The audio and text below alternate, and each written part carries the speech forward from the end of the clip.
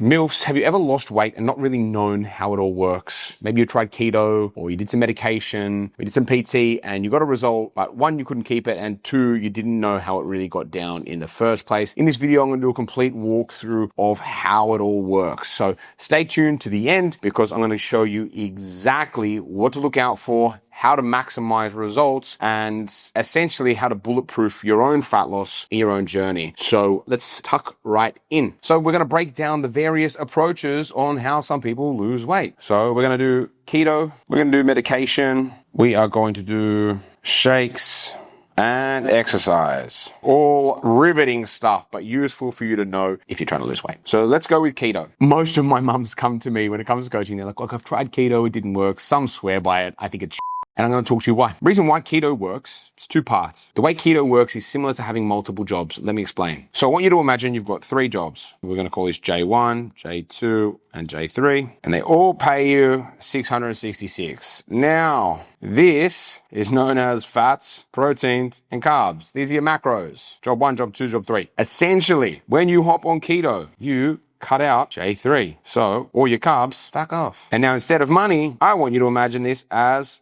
calories. So if you're normally having 2,000 calories a day, or you're earning $2,000 a week, and we lose a job, safe to say you'd only be making, I don't know, whatever it is, $1,266 a week, whatever the math works out to be, right? In dollars. Same with your calories. If you're having fats, carbs, and proteins, and you take away all the carbs, well, you're automatically removing 666 calories out of your daily diet. So what do you think is going to happen? You're going to start losing weight because you created a caloric deficit. And the part 2 of this is because when you remove carbs, you also remove glucose. And when you digest glucose, or digest sugar, which breaks down into glucose, so stay with me, that gets stored in your muscles, in your biceps. I want you to imagine that's a bicep.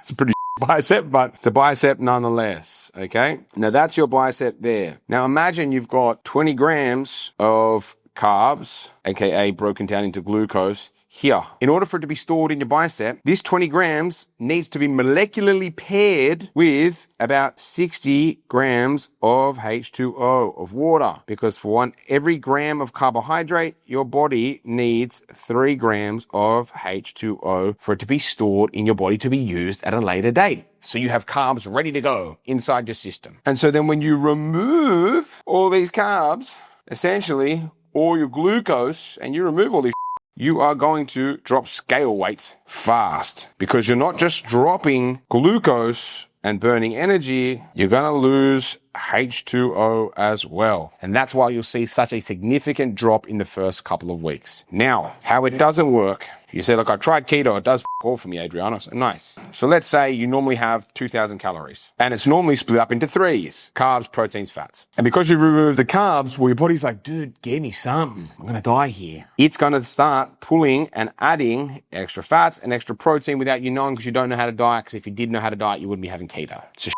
diet in the world. So what's happening without you noticing is you're going to be having probably 50% extra fat and 50% extra protein. And those two are pretty common to find together. Fat and protein, steak, eggs, all that sort of cheese. So you're going to add, let's say, an extra 333. So that'll take you to like 999 for fat and 999 for protein, thus giving you 2,000 calories again. And lo and behold, your keto does sweet all. So we know keto works because we remove calories and we create a deficit by removing carbs. Medication, we're going to do GLP-1 and we're going to do like Duromine. Now, from my understanding of Duromine, it is an appetite suppressant and it speeds up your heart rate. From my understanding, I could be wrong on this, don't quote me from this, I'm not a doctor, but this is what I understand about. And it increases metabolism or heart rate, whatever, but it makes your body start going. That's why it's kind of hard to sleep on. So let's say you're having 2,000 calories a day normally, and the appetite suppression kicks in, and now you're eating 1,400 calories a day because you're not snacking as much, etc. And then the metabolic increase helps you burn 250 calories a day. Well, you're now looking at 1150 calories. And so you've created a deficit without you really realizing, because again, you don't know how to lose weight. You don't know the what's, the when's, the whys. You think it's magic, or maybe some of you know why. You're just looking for a shortcut, and that's okay too. Not advised, but okay. So that's going to be how you help yourself with Duromine. Now, GLP-1s, there is V1, 2, and 3. From my understanding, version 1's Ozempic, version 2 is like tirzepatide or some shit.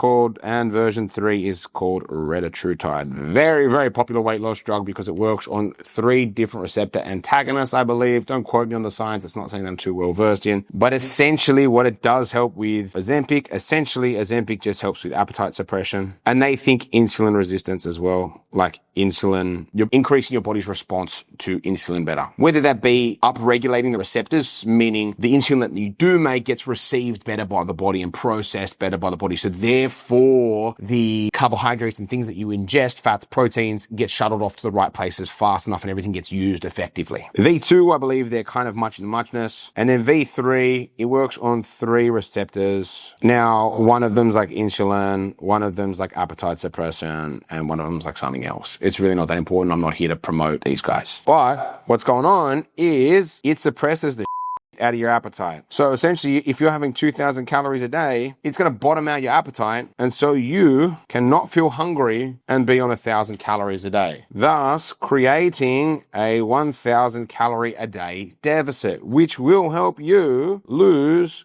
0.5 to 1 kilo per week, if not more. Now, I am yet to meet a single mama that has not lost weight on 1,000 to 1,200 calories. It is physically impossible because that's usually the amount of food your body would need to maintain in a coma. So just to keep you alive, nothing else. That doesn't include movement. That doesn't include taking your kids to school. Doesn't include work, nothing. So that's how the medication works, is it creates an energy deficit, energy def, in just various different ways. Now, shakes. Same. You have breakfast, lunch, dinner. Safe to say, most people do I skip dinner like a fool. But let's say for argument's sake, you have 500 for brekkie, 500 for lunch, and 700 for dinner plus snacks, which is inclusive of the 700. You have a shake, getting rid of this 500 and then adding in 200. Okay, and then you go, you know what, Adriano, I really want to double down.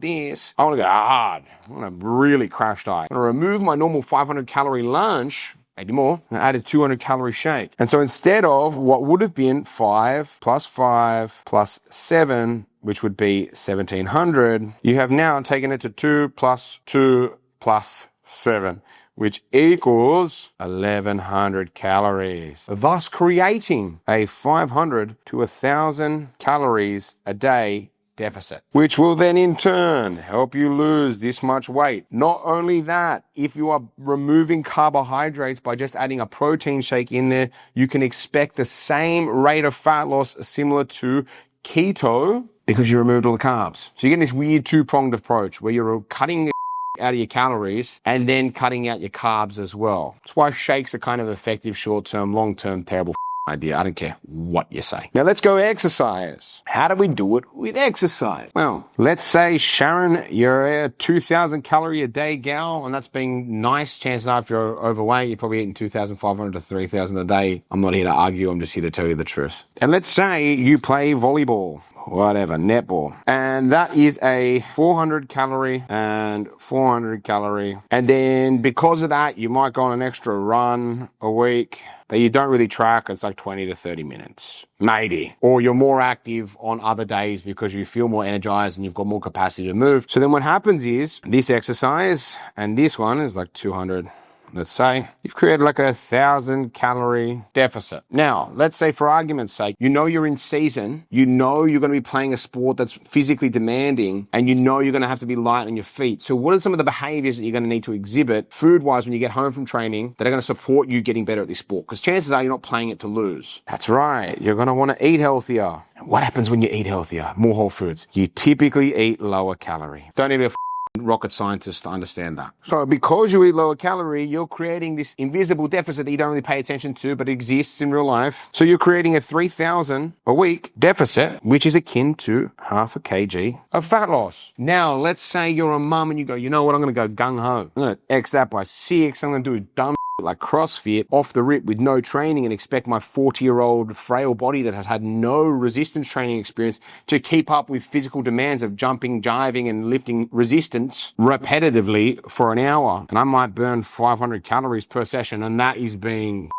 nice. You'll probably burn 300 to 400, okay? I'm just being nice. But you do that, that's 3,500, and then you be good on the food front and you have another 3,000. That is how you're going to create a 7,000 calorie a week deficit, and that's how you're going to lose 1 kg per week. That's where most people up, is they don't know where it all comes from. They've got no rhyme or reason. This is the rhyme or reason for damn near every single approach for fat loss ever. Now, I'm going to have to break this video down into 2 parts. I'll have to release part number 2 later. But for the sake of this video, that is all the majority, 95% of fat loss approaches, how they all work. And I want you gals to understand this, because some of you are going to come here, you're going to come to this page, and you're probably going to think he's a bald dude. He's got really nice shoulders and really nice arms and a beautiful bald head, but he doesn't know what it's like to have a period or have, that sort of.